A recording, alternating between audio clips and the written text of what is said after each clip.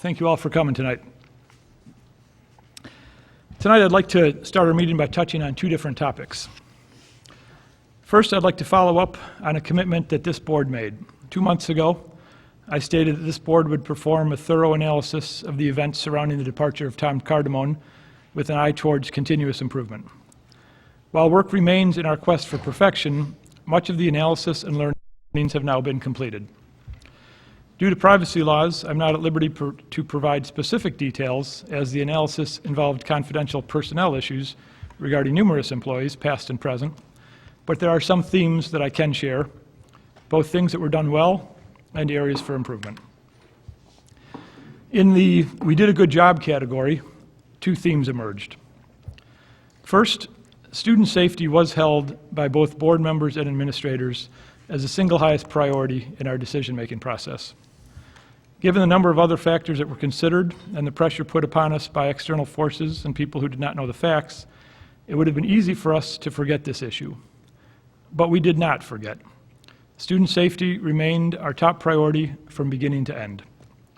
We should not and do not apologize for student safety being held above many other factors, including public sentiment. I am pleased and proud of the board, the admin, and the staff in general for this, and we will strive to continue to keep student safety as our top priority.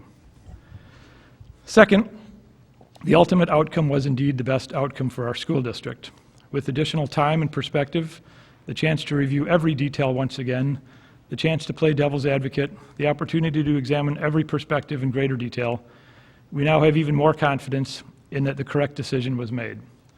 This remains difficult for many to understand due to our inability to share confidential personnel information publicly, but we hope that with 7 independent elected board members taking extensive time to review the facts and re-examine our decision and coming to the same conclusion again, we hope that this may help provide a level of confidence to the community, even if it does not provide full understanding of exactly what occurred. With that said, there were also areas we identified that we could do better, that we should have done better, and that we need to do better going forward. Some of these things include communication, both internally to staff and externally to parents and the community. Communication includes many facets, including the content, the timing, the frequency, and the delivery method. Significant work is needed in the areas of crisis management and strategic communications, and we identified numerous follow-up steps to shore up our work in this area with a real sense of urgency. Related to this, we clearly learned from this experience that in the absence of actual information being communicated in a timely fashion, rumors will fill the void. While we are absolutely not responsible for inaccurate and irresponsible rumors being made by members of the community, the truth is, by communicating in a more timely fashion, we do have the ability to reduce the influence these rumors have. Another area was investigation protocols that we closely examined. There were a number of steps in this process, some small, some large, that could have been handled better. The admin team is already working on documenting and improving these, and they will be collaborating with the LFEA leadership, specifically the LFEA presidents, to ensure alignment and understanding exists as improvements are implemented. While there were many more details discussed and examined, these themes represent some of our best learnings.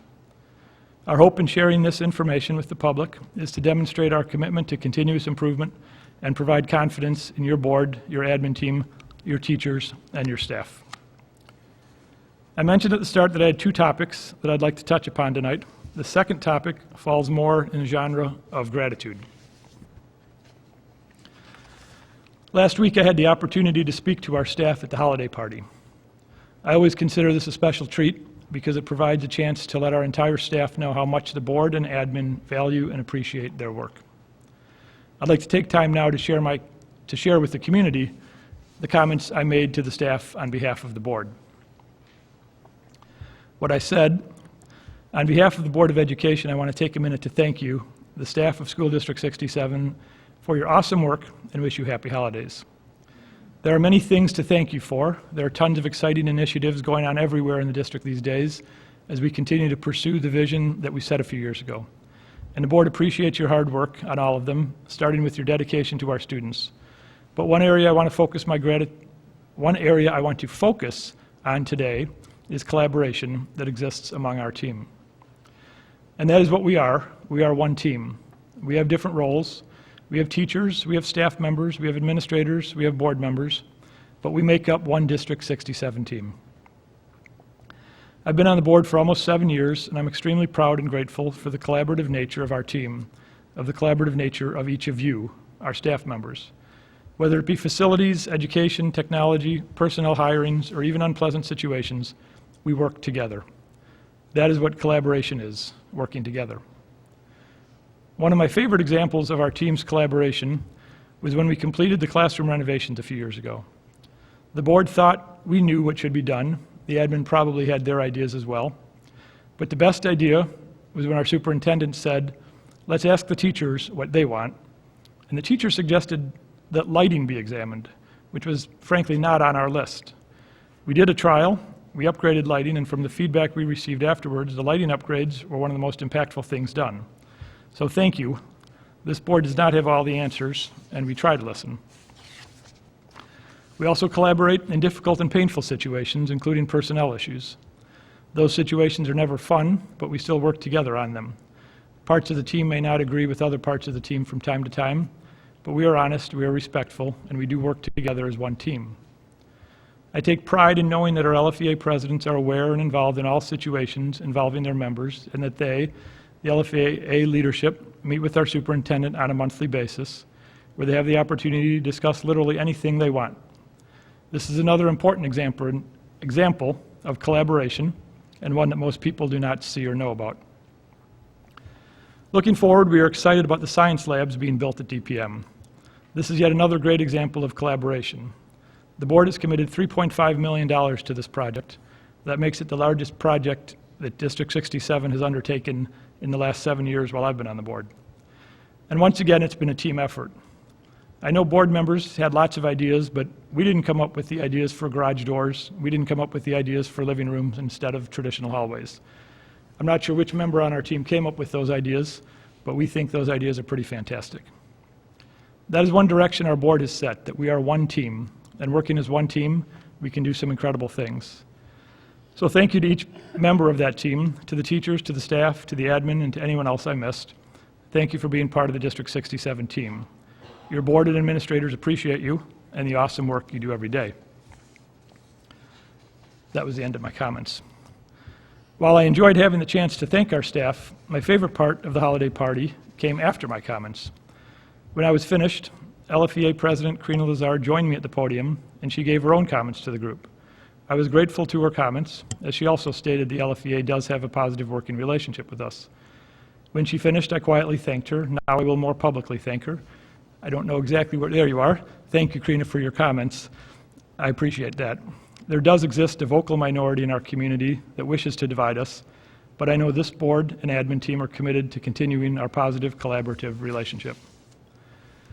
While these holiday party comments focused on how our entire staff is one team, I certainly would be remiss not to mention our fantastic parent community as well. Our parents also are key members of District 67 team, and we're grateful for the work and partnership they provide. On behalf of the board, I wish each member of our team, teachers, staff, admin, board members, parents, and students, as well as your family and loved ones, a wonderful holiday season. We're grateful for your collaboration, and we are humbled by your fantastic work. Thank you. We now move to the superintendent's report.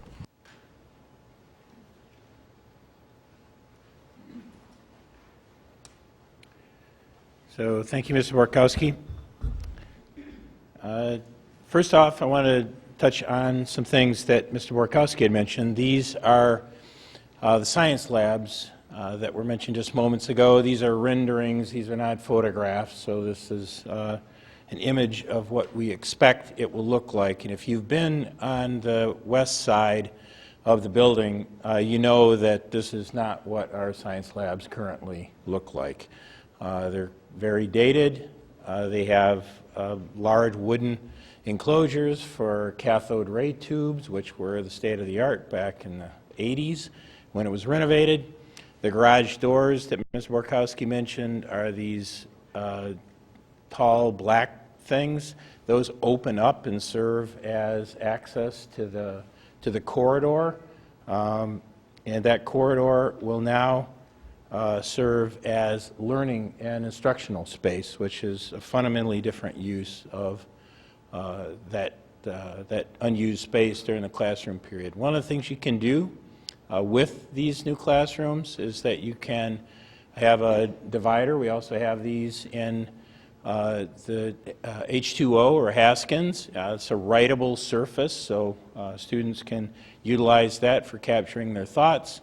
The furniture, all of the furniture is mobile and soft and highly flexible. This is the area, this is the garage door here, and there's also garage doors on the other side. And what you're looking at now is what is currently space that is just a corridor and unused. How exactly it will be used may look quite a bit different than this, but the idea is to utilize this as a space for both instruction and student processing. All these ideas were things that you need to be really appreciative of our science teachers for. They've been super flexible and working with Renee Fitzsimmons, trying to reimagine what their learning environment would look like and also what student work would look like and how they're going to demonstrate that and how they're going to receive it and then process that. This is about a $3.5 million project. It's going to begin during spring break. That's one of the reasons that we were able to get favorable bids on the project, was that the demolition crews were able to get in during spring break. And again, the flexibility of our staff is what led that to be possible as well. We did attempt to do this past year. The bids came in prohibitively high, and so we were not able to do that. It's a jump in regional bidding costs in construction in the region. So this year we went out earlier, and with the additional flexibility of using spring break, it's going to make a huge difference for us. I'm going to also present on professional development. So we had both a presentation and also an opportunity to go and learn with a number of our staff, some of whom are here tonight. So we had staff from both Lake Forest High School and District 67. These are some slides from our presentation. The need to learn by going and seeing other examples of other schools that are doing the type of work we're doing, evaluation, external evaluation, and the need to keep at it and keep at it, to keep on plugging away. The first visit was in 2013 to a place called Rockville Center. We took a large number of staff there, have a fundamentally different staffing model, and the rate of inclusion in gen ed for students with IEPs is very different. They also have a fundamentally different achievement outcome for their students, both with IEPs and minority students, be they Hispanic or African American. Mind-blowing trip there. And we had an outside evaluation done, and the outside evaluation had 4 key components. One, culture and a regular core curriculum for all. We've talked a lot about guaranteed and viable curriculum for all students. This is something that we have captured in the last half a dozen years.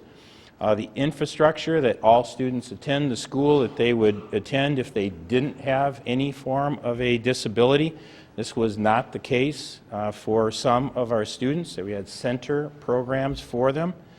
Processes and procedures, and also funding, clear guidelines and procedures for our students. This is something that our staff really needed, was clarity on how to handle certain cases and certain students. And then a great deal of professional development, building staff capacity in order to teach all students. This past summer, we went on another visit, a place called Stoughton. One of the things that Stoughton emphasizes is common language, that all adults are responsible for all children. They utilize their spaces differently than typical districts. And they also spend a ton of time with professional development. A great deal of learning occurred there. We're having another independent assessment done this year. What I want to show here is our inclusion rates in in Gen Ed for our students. The blue line over on the left 5 years are from District 67, and the blue line is the percentage of students that are spending 80% or more of their time in Gen Ed. And you can see the really significant rise that has occurred. What is important about this is that when students are in Gen Ed, they have a fundamentally different outcome for life. So this is not a school-long change for them. It is a lifelong change. For some of our students, that means being invited to birthday parties or class parties. For some, it means being in school with their siblings.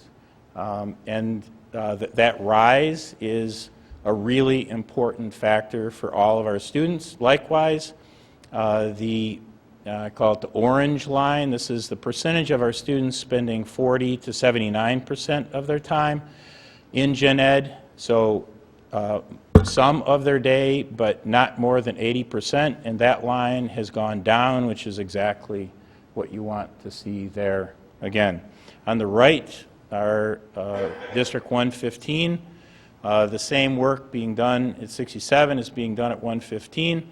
The blue lines there that indicate 80% or more would have risen far higher, but the high school has decertified about a third of its special ed students. So there are a third of the students in District 115 that were formally identified as needing an IEP were decertified. A great deal of work took place to provide supports for them other than special ed.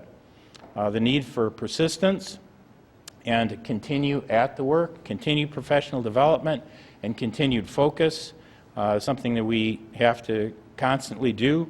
I do want to not forget that the best part of the conference for me was sitting at dinner with some of our staff and watching them talk about both the work that they're doing and the work that they want to do, and it was a moment for me of just feeling like just super proud to be associated with them.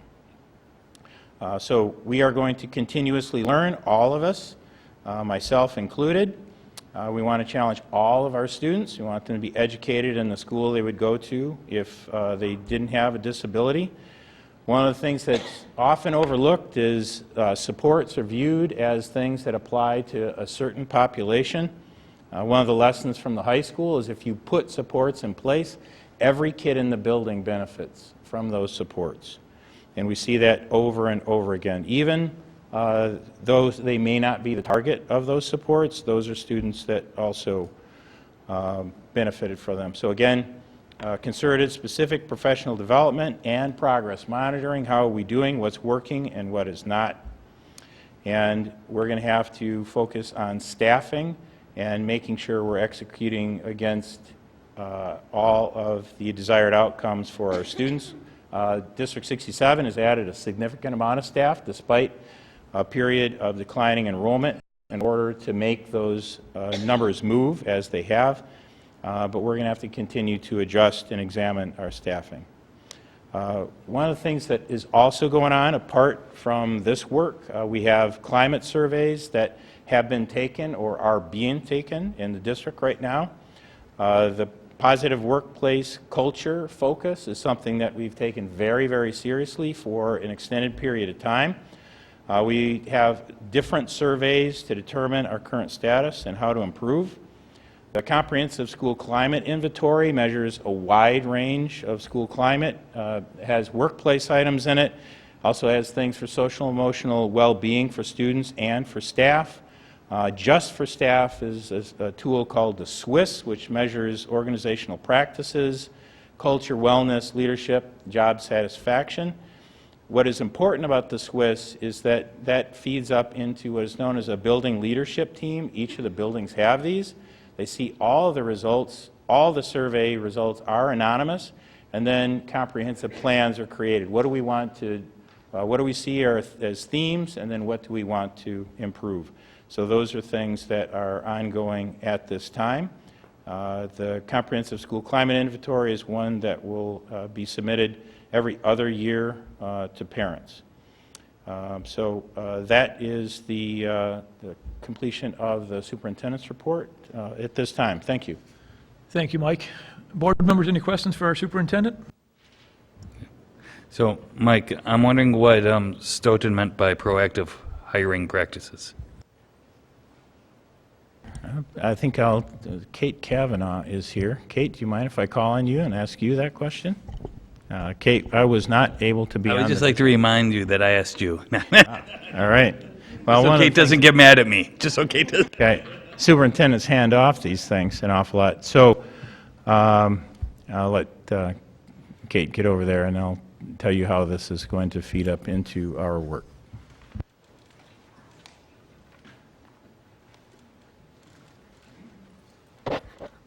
Good evening. Stoughton was very proactive in that they had a vision for inclusive practices. They had a common language. So when they were looking at hiring any staff, whether it was in the business office to teaching assistants, classroom teachers, custodians, any district employee, they made sure that they had questions aligned with their vision around inclusive practices and supporting all students. And so they made sure that everyone had that same vision and those same beliefs. So that's what, as far as being proactive with that piece. So one of the things that we have not done is utilized types of survey instruments for all applicants. That's one of the things we're considering. Some of those questions are, do you believe that all students can learn, and other values that are implicit in that. And this is not just for teachers. This is for everybody in the entire building. It's the finance people. It's the bus driver. One of the lessons from 2 years ago at graduation at the high school, I interviewed a bunch of graduating students and asked them, what's the single best thing about your experience at the high school? And some of the answers were what one would expect, that, you know, amazing experience on this team or that team or the other. Some named individual students. There were a couple themes that really jumped out. One was a long-term sub in the building that consistently engaged kids, particularly those kids that didn't look like they had a place at that moment. And another one was a school custodian who does this crazy rah-rah cheer for Friday football games. And when I said that at graduation, there was just a huge whoop and cry for each of those people, and they were named individually. So it's the entire organization. Yeah. Other questions for our superintendent? Seeing none, we now move to our first public participation item. The Board of Ed welcomes public attendance and participation at all of our meetings. We'll open our first public participation item for those interested in offering comments to the board.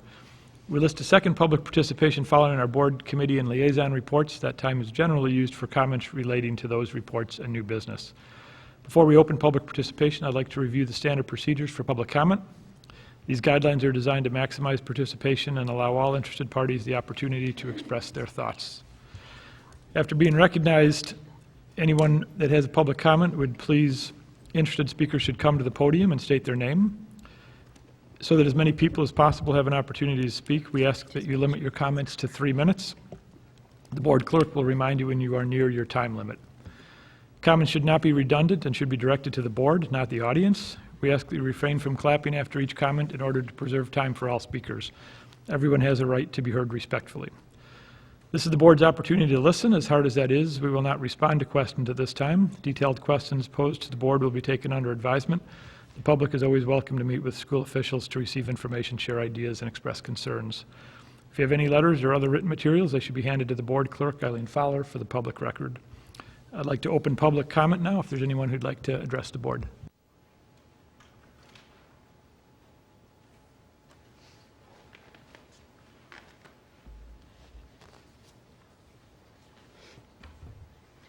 Good evening. My name is Karina Lassard. And I'm Laura Montgomery. We are the co-presidents of the LFEA, the Lake Forest Education Association. Sorry for my struggling virus here. As representatives of the collective group of the LFEA, we are presenting this petition that we had created that is signed by 335 individuals, including a strong showing of over 80% of our LFEA members, along with the support of parents and community members. We are asking that the board and the administration address the culture and the work environment that is impacting not only our education and staff, but our students. Why did we engage in this petition? Simply put, a petition was an action that we could take to share the collective voice of the teachers and staff of District 67 to address the concerns that we have, and to address them now rather than waiting for a new contract. Yes, it's true, we as a collective group were concerned about the way personnel matters were handled with your past principal, Tom Cardamone, but there were more concerns that surfaced and came out after his exit. Yes, it's true, we as a collective group knew that we had to move forward and focus on our students. However, this petition is our way of sending a message that we want change. Change in the ways that we are respected and trusted as professionals, change in processes and practices of central office, and admitting that our current work environment is not the best learning environment for our students, and it needs to change. Lastly, it's true that the reason we did this petition is that we, as a collective group, wanted more than just a verbal agreement from Mike Simic and Rebecca Jenkins that things would change. We understand that this petition may have caused some undue stress and negativity in our school district and in our community. We understand that we could have taken a wait-and-see approach to see how the next several months would go with our current approach, but 80% of our membership is standing behind this, wanting to voice their support for collaborative change. We understand that to some people, the language in our petition appeared more negative rather than collaborative. So we share with you what we've learned about the purpose and the definition of a petition. The right to petition for redress of grievances is the right to make a complaint to or seek the assistance of one's government or public body without fear of punishment or reprisals. Although we would have liked 100% of our LFEA members to sign, you need to know that a number of our members were afraid that putting their names on this petition would jeopardize their evaluations and their jobs. Exactly what the right to petition is supposed to protect them from. Our deeper dive into the definition of a petition reveals that we believe to be a real, honest challenge to working through our issues. A petition is a request to set right an undesirable or unfair situation. Redress means to remedy, repair, or heal, resolve, improve, or adjust. And it's because of these words that we present these signatures to you. We are looking to work together to remedy our concerns. As Breen Brown describes in her book, Dare to Lead, which we know our administrative team has read this year, she talks about being brave and productive with the messy middle of conflict as a rumble, the time when both sides dare to show up with an open heart and mind so we can serve the work and each other, not our egos. With this petition, signed by 335 of our current and former District 67 colleagues, parents, and community members, we're choosing to be brave and productive and work through the messy middle and come out on the other side feeling hopeful and positive about our future. Thank you. Thank you.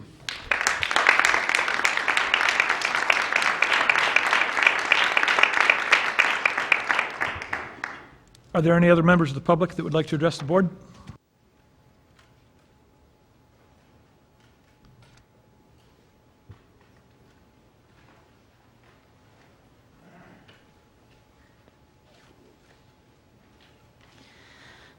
I really hate public speaking, so I'm just going to give it my best.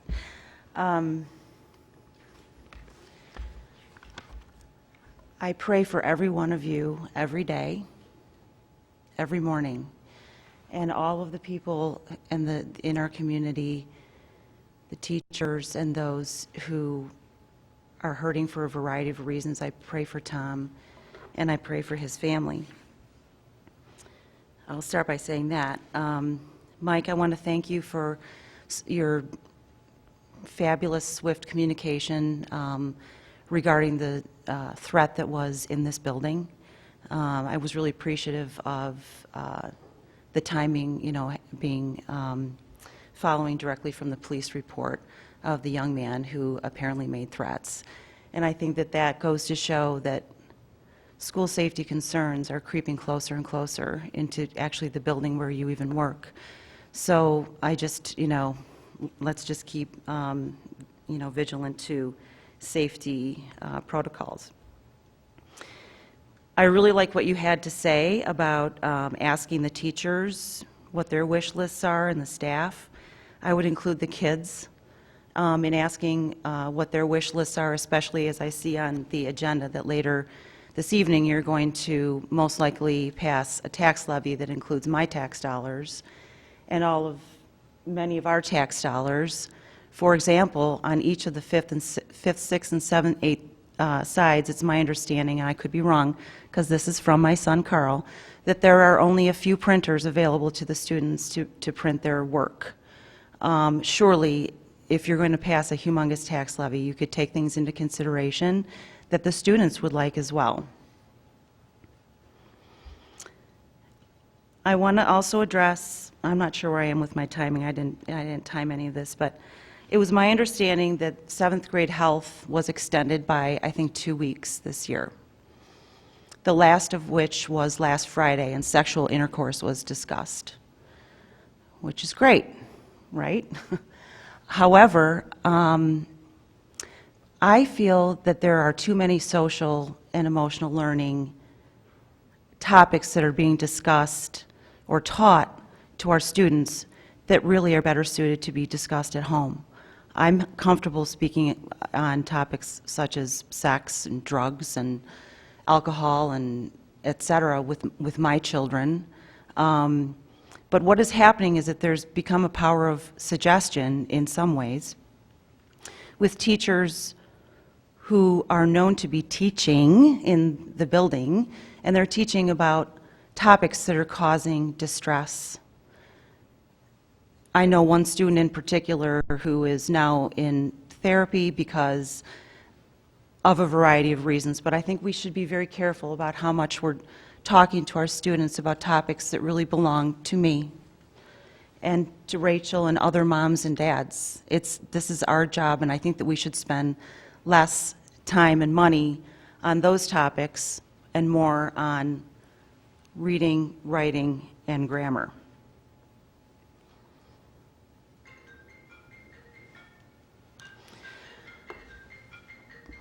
Is that my timer?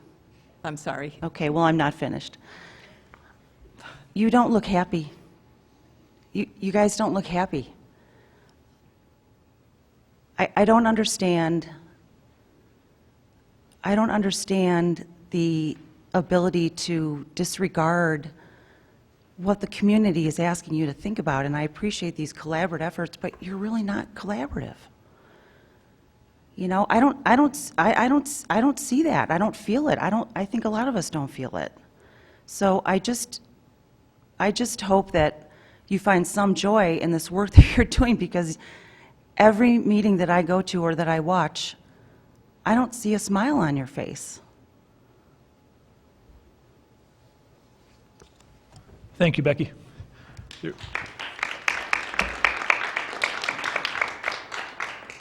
Are there any other members of the public that would like to address the board?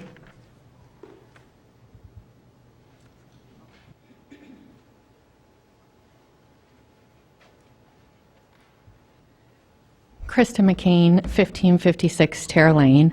I'm going to respond to your opening remarks. So there is no vocal minority. Let's be very clear. This is a majority of dissatisfied parents, teachers, and parents supporting teachers. So I'm going to be really specific on what the community undertone is right now. Mike B., you are not currently doing a good job. We are not satisfied with your job. I ask you politely to please try harder. Please, I've sat in the last 2 meetings, please stop thanking yourself. It sounds patronizing. Listen to our teachers. If you have such a good working relationship with them, as you cited in your opening remarks, why did they present a petition to you? The teachers came up with that petition themselves. You have to listen to their direct feedback. They're right now afraid to tell you that feedback. They're worried about their jobs.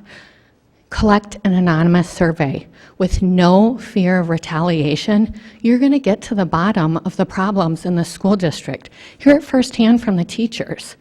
If you're talking to them, they're not going to be honest with you. They're afraid of your job. I truly trust that you can do a good job and you can do better, but sitting in this audience, you sound tone deaf. It sounds like you think there's just a couple of us who are upset. There's a lot of us who are upset. We want the best for this district. I know you're capable. I'm asking you to please dig a little deeper and to try harder. Thank you.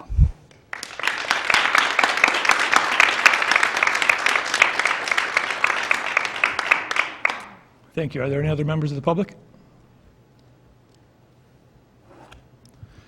Seeing none, we move on to reports from the admin. First up is the assessment report.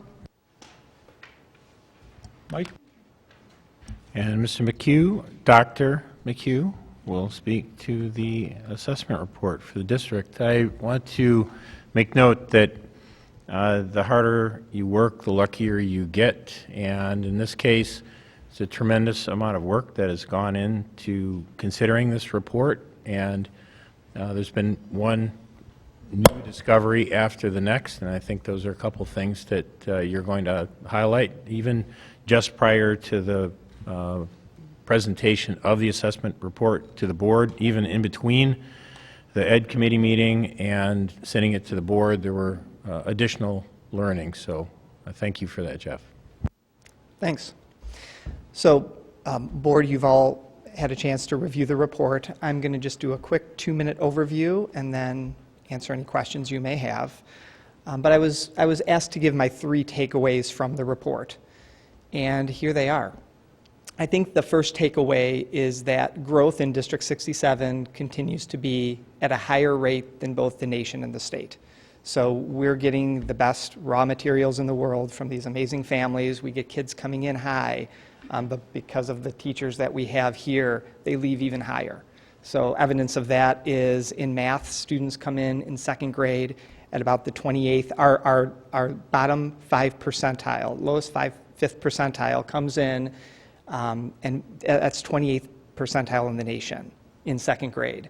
And when they leave in 8th grade, they're at the 43rd percentile of the nation. So our kids are growing at a tremendous rate. They're coming in high, but our teachers are growing them even higher. I think in addition to growth, proficiency is also extremely high.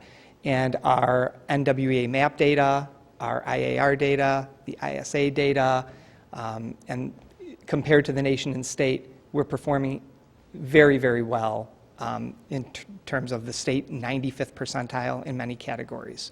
So the kids are growing, the kids are proficient. But I think the third takeaway was the biggest surprise to me. And that third takeaway is when we look at our comparable districts, which is about 15 districts nearby who have similar demographics, and we compare ourselves to these districts every year. And this year, looking at the data, I was surprised that we weren't higher, knowing what our raw test scores are. And looking at it, the way that the state report card works this year, participation is a huge factor in that. And that with improved participation, we're already performing comparably to our peers. But with improved participation, it's going to be a more accurate comparison, because right now it is apples to oranges. And to illustrate that, this is the Illinois Science Assessment, which is given to students in grades 5 and 8.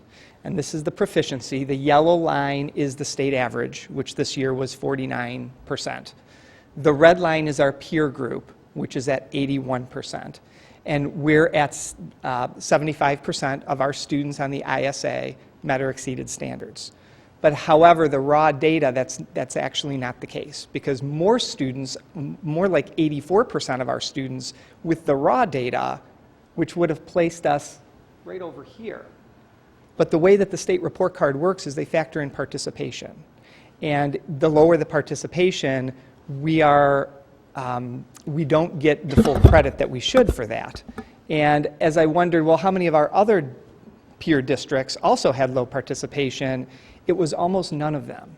So almost all of our peer districts had a participation rate of 99 or 100%.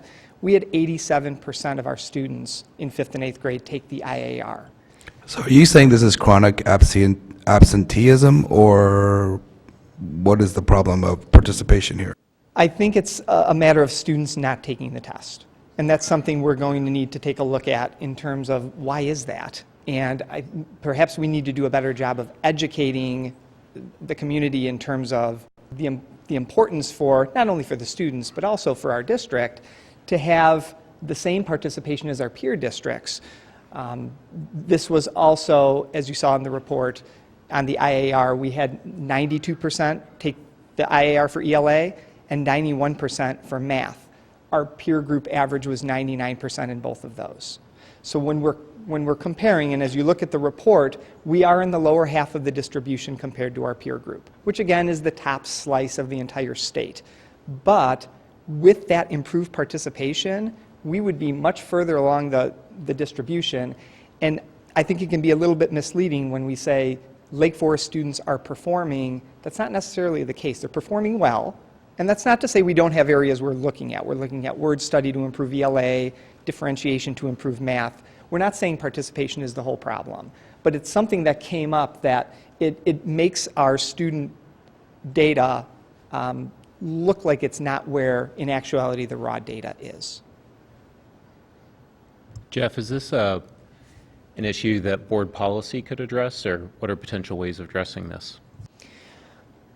I think a multifaceted approach to educate everybody is priority number one. Our admin team, the teachers, I'm not sure how many of the teachers even knew about this, so this is, I look at it as my job to inform not just the folks in this room, but get that word out to everybody. And then the parent community, whether it's going to APT meetings. I think administration is going to really need to tell the story so that parents know what the impact is if their children aren't taking the test. And then also to make sure our internal makeup procedures that we're capturing as many students as we can in terms of taking those tests. But I think educating, when we are judged by the report card. And when people look at our state report card and say, this is how Lake Forest is performing, it's not really how our students are performing, it's how they're performing according to the formula that the state is reporting. So I think just having that understanding out there, and perhaps there is something that the board can do to help too, but I do think at administration we're going to really work hard to get that story out. And Jeff, do you have a sense of, for the schools in the district that did not get the top exemplary rating from the scorecard, how would any of them moved to that top rating with a higher percentage participation, or how much of the gap would that have addressed? Mm-hmm. It wouldn't necessarily address the entire gap. A participation rate of below 95th percent precludes you from getting exemplary. So even if every single student who takes the test meets or exceeds the benchmark, if it wasn't 95% of your kids that took it, you cannot get the exemplary rating. So it certainly contributed to it. The state designations have other factors that go into it as well. But I think every year in the assessment report, we do look at our peer groups, and I was surprised almost every single one of our peer groups has 98% or above that are taking the tests, and we're not. So my question is, why is that, and what can we do to make sure that we are comparing apples to apples? Any other questions from board members? Is that 13% gap, is that basically a zero in the scoring? So the way that this would work is basically they divide the number of how the students score on the test divided by the number of students who took the test, or the percentage of students who took the test, all the way down to 95. So we had 87% of our kids take the test, but for all of their scores, that was divided by 95 instead of 87. So it brought the percentage down from our raw score, which was about 84, down to 75. But also, had we had all of those students take the test, it wouldn't have been 84%, it would have been more, because at an 84% rate, more of those kids who didn't take the test would have met the benchmark. So I wonder where we would have fallen with our peer districts. There is fantastic work going on in science, and now that we're going to have the new science labs, it's going to, get that much higher. But we're fourth from the bottom according to this reporting system when the raw data suggests otherwise.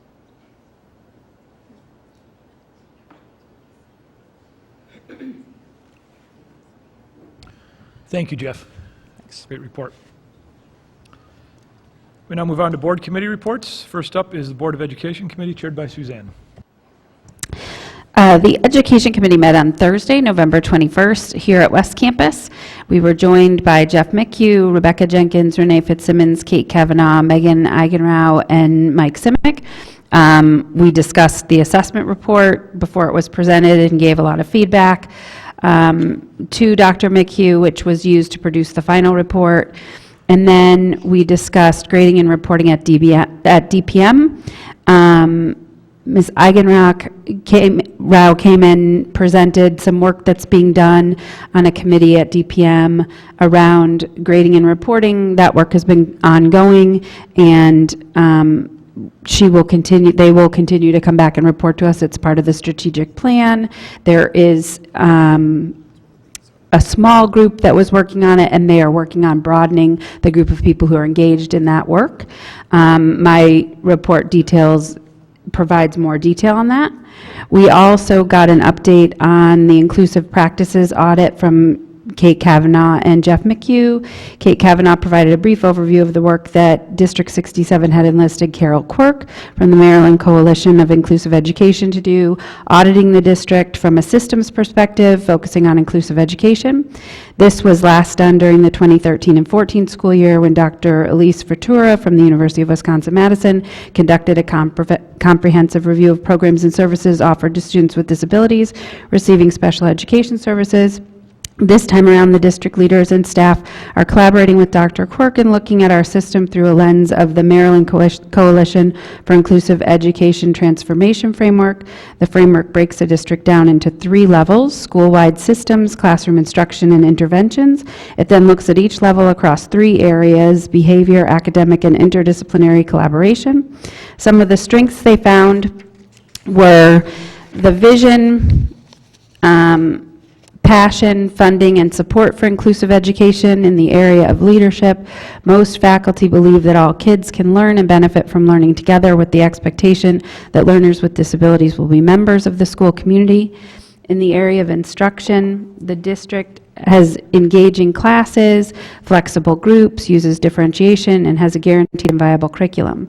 Finally, 90 to 100% of teachers are absolutely willing to work together to create inclusive classes where all children are successful. Some of the challenges and area of work noted are extending the vision and shared beliefs across all. Not all teachers are sure that learners will benefit. Additional work is needed on understanding how to plan, determining roles, providing time for collaboration, and increasing knowledge about how to put effective structures for meaningful collaboration in place. Another opportunity for growth that surfaced was in the area of behavior across all levels of the system. Teachers want more supports to further build their capacity in the areas of behavior, regulation, and social emotional learning. Additionally, specific training and support in the areas of executive functioning and OT are desired. Next steps for the district work include the individual student planning process, tiered behavior supports, DPM leadership team for 2021, and communication.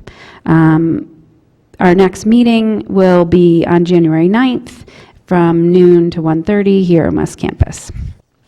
Thank you, Suzanne. Questions from board members regarding the Ed Committee? Seeing none, we move on to the Board Finance and Operations, chaired by Rob Lemke. Thanks, Mike. Finance and Operations met last week. We discussed 3 things. We were presented with the audit. We talked to our auditors, and we are voting on that later tonight. Jen and her team presented us with student fees for next year, which will come to the full board for a vote and a very brief discussion sometime. But right now, we don't have our quotes on transportation yet. And then the third thing we discussed was the fund balance policy, which I'm hoping to get some workshop time in January, present the board with our recommendation, and if the board accepts the recommendation, it would get kicked to policy, and we would then have policy make some proposals to us to vote on eventually. Our next meeting isn't until February. Thank you, Rob. Questions from the board on the Finance and Operations Committee? Moving on to the Policy Committee. Jeff Fulker. The District 67 Policy Committee met jointly with the District 115 Policy Committee on December 2nd. Prior to that, Eileen Fowler and I participated in an IASB conference call to review Press Issue 102. We were told at that time that this is the largest press issue ever, and they seemed extremely proud of that. I can't say I share their excitement. Since we will be discussing the first reading of all these updates and changes tonight, I will not go into greater detail. However, I would like to personally thank Eileen for all of her continued hard work, support, and organizational capability when it comes to policy. She manages the policy manual online, she sets up all of our policy meetings, and she basically keeps us moving forward. So Eileen, thank you so very much for all that you do. You are certainly going to be missed. Thanks, Jeff. Questions for the Policy Committee? Compensation Committee, Jeff. The Compensation Committee met jointly with the District 115 Compensation Committee yesterday.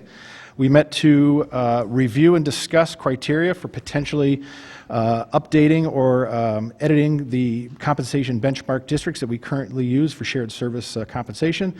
We met to review some worksheets that have been put together by various shared service personnel regarding redundant activities and tasks that they are being asked to do as a result of working for multiple districts. And we talked briefly about the possibility of engaging outside expertise relative to, one, understanding what efficiencies are possibly gained by looking at our shared service environment and organizational structure, and whether or not they could provide us with more expertise relative to establishing salary bands beyond the comp districts that we currently use. It was a good discussion. We walked away realizing we needed to talk more about these issues, in January. Our January meeting has yet to be determined, but once it is, I will make sure the board is well aware of that. Thank you. Thanks, Jeff. Questions from the board on the Compensation Committee? We now move to our liaison reports. First up is NSSED, chaired by Suzanne. The NSSED Leadership Council meeting was on Wednesday, December 11th. I gave a huge report to all of you on what happened at that meeting, but I'm just going to highlight two of the major things and draw your attention to that. The first is the financial model development. So as you know, we are working on developing a new financial model for NSSED for moving forward. Julie Dillon, our chief school business official, shared an update on that process. The Finance Committee has met 4 times and now hopes to have a proposal to present to the Leadership Council for action in April or May. Ms. Dillon shared a lot of detailed information about how cash flow works at NSSED, as well as a new billing timeline that's needed in part due to the changes in how IDEA funding is now managed. Declining enrollment has had a negative impact on their revenue, but there is also hope that increased interest in and usage of professional development, coaching, workshops, and other future service opportunities, including mental health support, SEL support, data-driven decision-making support, and possibly even some ELL support, will all be areas of possibly increasing revenue there. The committee has been gathering information from other cooperatives and studying their financial models as well, because a number of the area cooperatives have been through this process recently in determining their own new financial models. And then I had shared the deck with the board. So if there are any questions about that, I'd be happy to entertain those.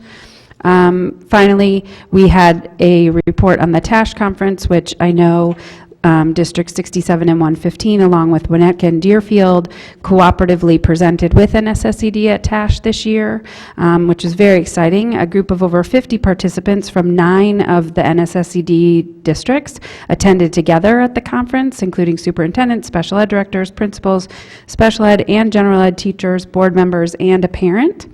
And the theme that comes out of that conference is that an inclusive life starts with an inclusive education. Just for history's sake, over the past 4 years, out of participation in the cooperative in that conference, in 2016, 8 people went. In 2017, 5 people went. Last year, 12 people went, and this year, 51 people went. So it's really great, and a lot of great learning happens while people are there. One of our superintendents who sits on the Leadership Council said one of the things that she liked about the synergy of having so many people there is that people are actually not only participating and engaged in the work while they're there, but they're doing work with regard to exactly what they're going to do when they get home while they're there, which is really exciting. Thanks, Suzanne. Any questions for Suzanne regarding NSSED? Legislative Liaison, Alice. Thank you. On Saturday, November 23rd, the Illinois Association of School Board Conference in Chicago was very well attended. At the school board conference, there were 18 ISBA recommendations to be voted on. All of them passed except one. The one that did not pass was student safety, which would allow local boards the option of having voluntary employees carry concealed firearms. That did not pass. Thank you. Thanks, Alice. Any questions for Alice regarding legislative liaison matters? Spirit of 67 Foundation, Rich? Nothing to report at this time. Thank you. Thanks, Rich. Executive APT, Suzanne? Nothing to report there either. Any other liaison reports that I may have missed? Moving on, we move to our second public participation item. If there are any members of the public who would like to address the board, please do so now. Seeing none, we move on to action items. Our first action item is the adoption of the 2019 tax levy. May I have a motion to adopt the 2019 tax levy as presented? So moved. Thank you. Is there a second?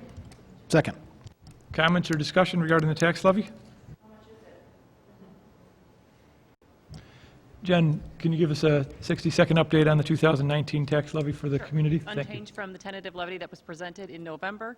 It is an overall tax of $34,887,110 projected. The recommended levy is $34,966. That's an increase of 2.93%.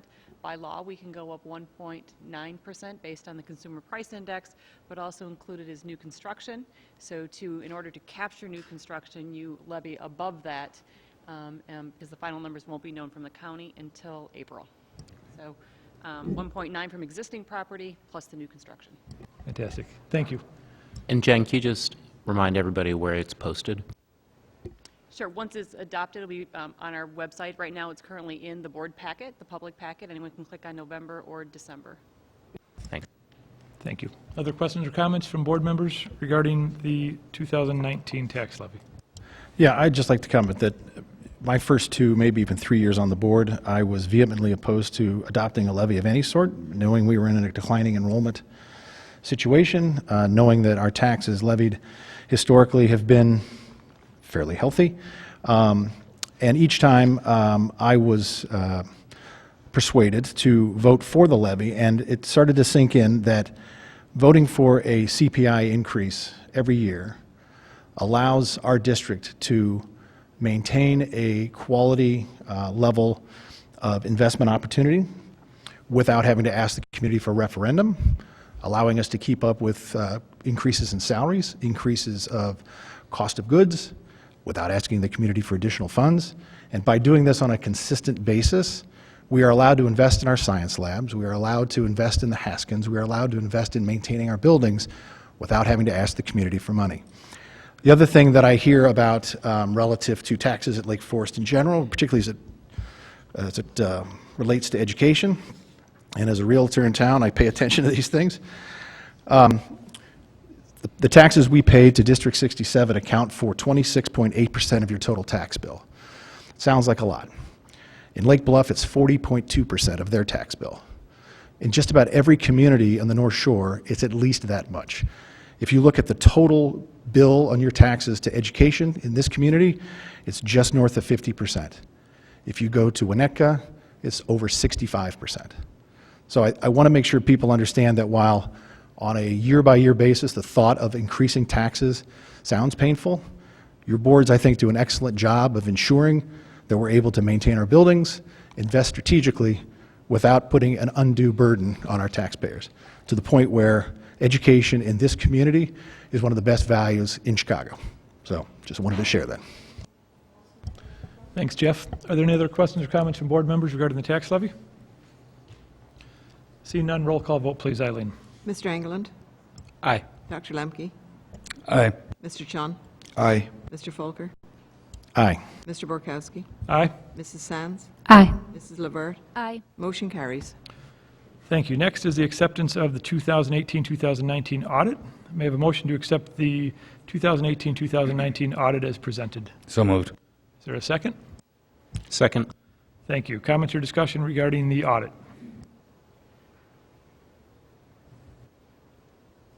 Seeing none, roll call vote, please. Mr. Borkowski? Aye? Dr. Lemke? Aye. Mrs. LeVert? Aye. Mr. Chun? Aye. Mrs. Sands? Aye. Mr. England?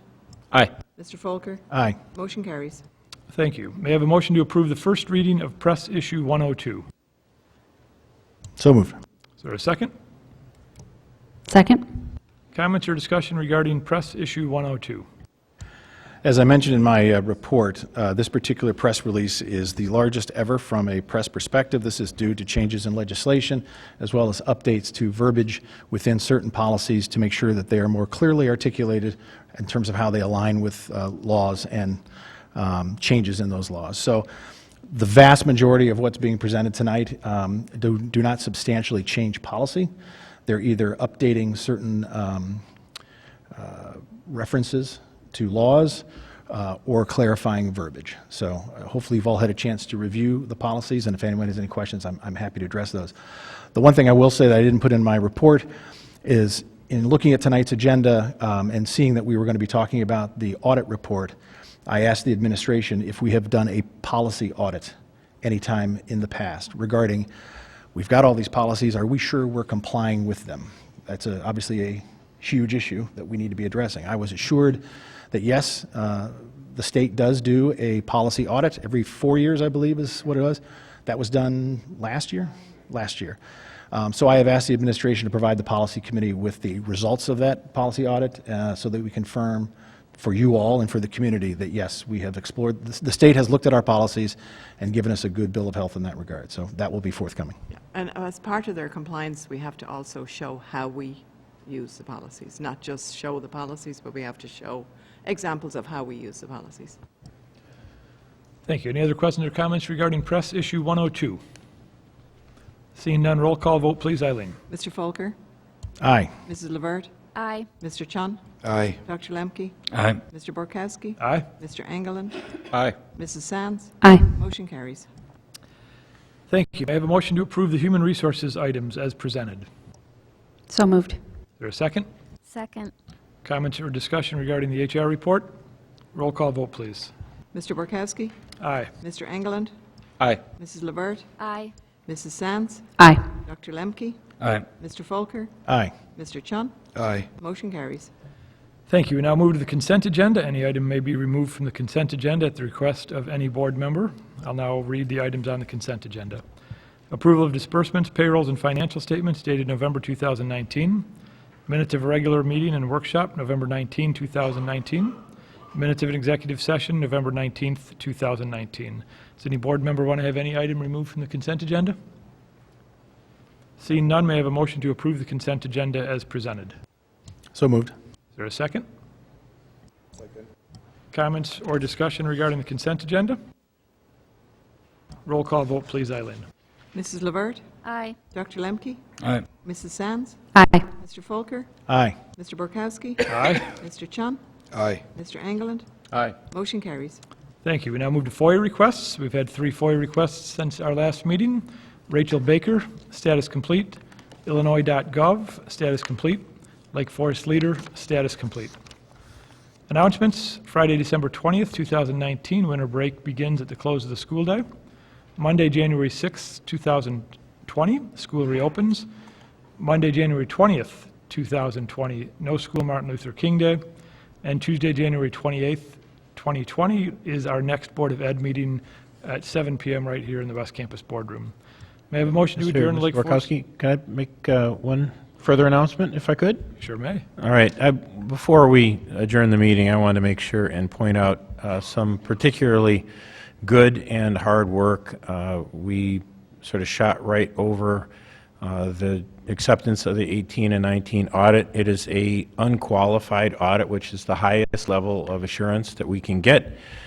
Jen Hermes and her team, although short-staffed, turned in another exemplary performance. So in addition to making sure that the district and the taxpayers continue to enjoy a AAA bond rating, we have one clean audit after the next. And that is something that absolutely the community would expect, and it's something that they deliver on year after year. So Jen and your team, thank you. Well done, Jen. May I have a motion to adjourn the Lake Forest School District 67 board meeting? So moved. May I have a second? Second. All in favor?